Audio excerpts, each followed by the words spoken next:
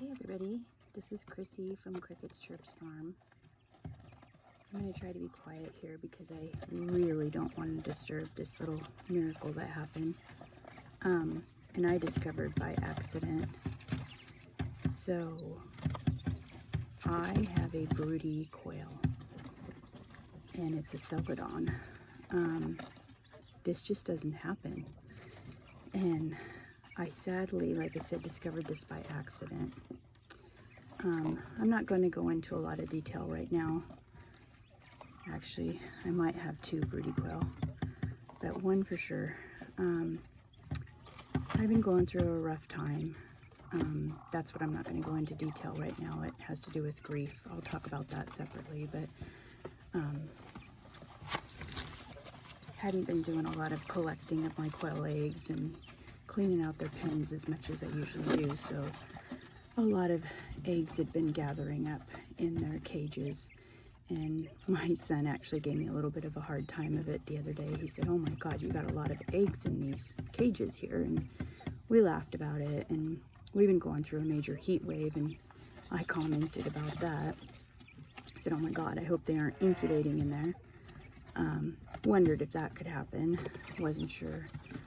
So I started cleaning quail cages yesterday. I have 3 stacked up in these here and 2 out front. Cleaned out the first 2, and today I got to this one and just assumed all the eggs were bad. Even if they weren't, I just wasn't going to use them. And what I do is I crack them open, smash them up, and I either boil them or raw, give them to my chickens. So, did that with the first 2 pens, and all the eggs, even through this heat, just seemed like normal eggs. Sure, they were fertilized, but nothing else had happened to them, even though the temperatures have been clear up to 108 and 110 degrees, which kind of surprised me, actually.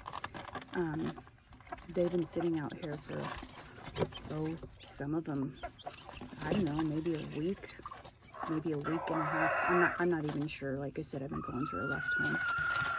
So I got to this cage, and like I said, this is going to be a little bit upsetting. It was for me, but started cracking open eggs, and some of them had a little bit of blood in them, and others actually had some developed little, for lack of a better word, chickies in them that weren't, I'm gonna guess maybe 8 days. They weren't fully developed, but enough to tell they were little chicks. And so I immediately stopped breaking them open, and I put them back in. And my first thought was, oh my God, the heat did this. But then I was like, no, because I cracked them all open from the other cages that are right here in the same location, and they weren't like that.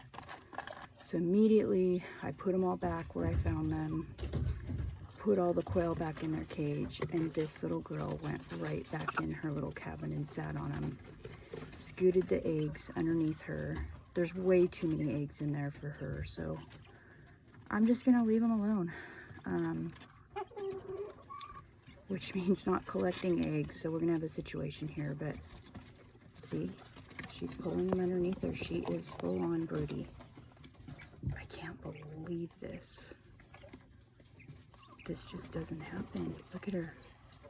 This is adorable, you guys. She is gonna hatch chicks. So I'm just gonna have to watch and see what happens here. I'll keep documenting it for you guys. And once they hatch, we'll see what happens, and I'll deal with it as it goes. I'll leave her in here, and if that doesn't work, I'll pull her out into a separate little brooder. This is all experimental because, like I said, this doesn't happen to anybody. So we will document. I am so excited.